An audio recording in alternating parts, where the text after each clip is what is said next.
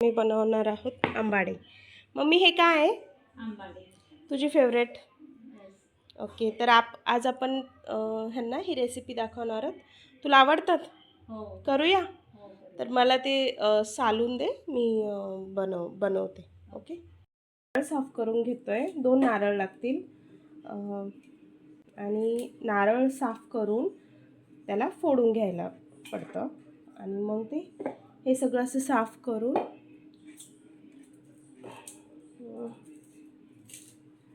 सुरीने वगैरे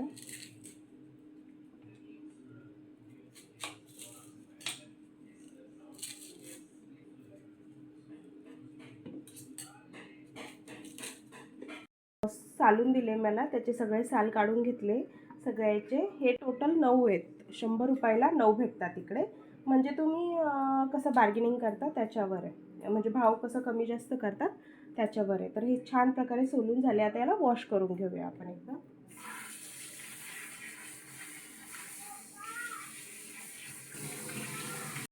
झाल्यानंतर आंबाडे त्याच्यावर आपण टाकूया मीठ. मिठामध्ये मला वाटतं एक कोथिंबीरीचा तुकडा पडला. त्याच्यानंतर टाकूया थोडी हळदी पावडर आणि 3 चमचे वगैरे असं गूळ स्क्रेप करायला काय म्हणतात तुम्ही? किसून टाकला.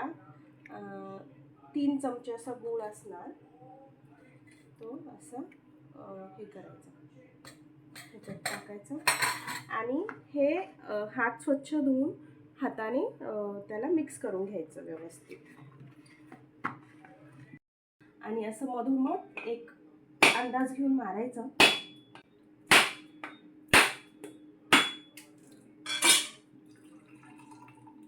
असं करून घ्यायचं. असं 2 भाग होतात. करून किती भांडणं करायचं हे. आणि हे आता आपलं दुसरे नारळ फोडून झालं. बरोबर त्याचे 2 पीस झाले हाफ. ते किसायला बरं. कुकरमध्ये आपण अंदाजे 2 चमचे असे तेल टाकून घेऊया.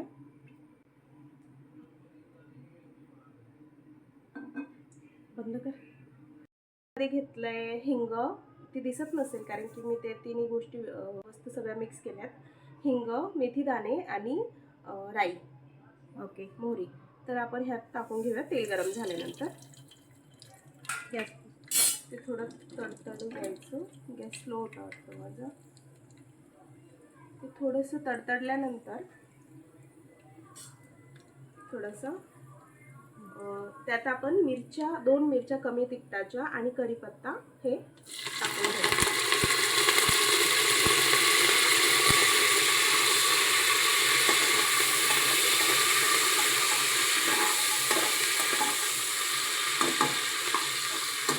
ते छान फ्राय झाल्यानंतर आपण त्यात हे मॅरिनेट करून ठेवलेले आंबाडे टाकून घेऊया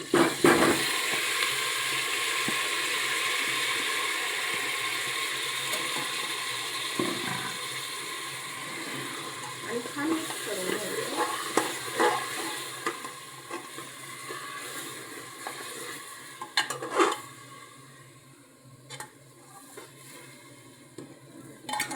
मिक्स करून घ्यायचं. मस्त वाटून घ्यायचं. हे असं ठेवून त्यात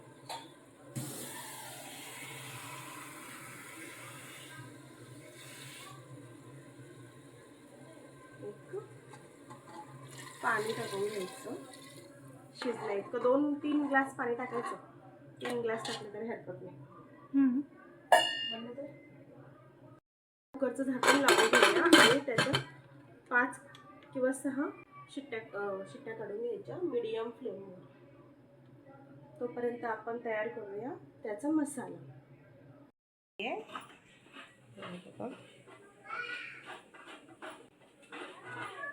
फ्रेश नारळ, कारण की आपल्याला हे मिक्सरमधून ग्राइंड करून घ्यायचे आणि त्याचीच ते करीमध्ये टाकायचं.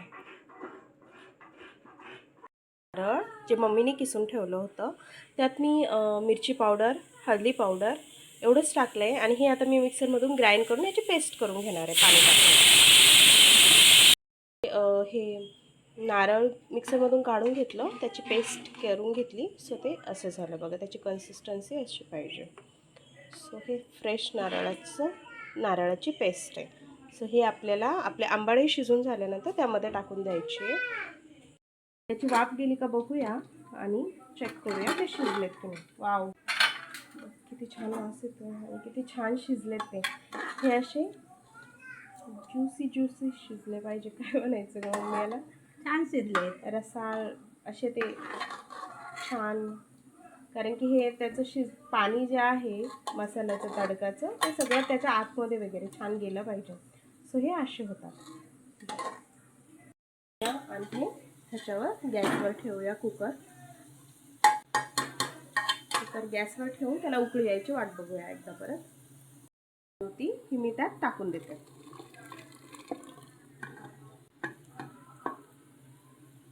छान मिक्स करून घेते. जास्त पाणी पण नाही टाकायचं आणि खूप घट्ट पण नाही ठेवायची, अशी मीडियम. ॲक्च्युली एवढं पाणी बसलं मला वाटतं. छान दिसते ना. तर नगपर्यंत ह्याला उकळी यायची वाट बघू द्यायची आणि अंदाजाने त्यातून वरून मीठ टाकायचं त्यात आणि गूळ टाकायचा थोडासा चवीनुसार. तर ह्याची टेस्ट अशी आंबट, गोड आणि तिखट असते, छान लागते. अंदाजाने मीठ आणि गोड ॲडजस्ट करायचं. आज मी गोवन डिश खात आहे. हे आंबाडे म्हणतात त्याला. आंबाड्याचे सासव, पापड, राईस, मिरची आणि बटाट्याच्या काप.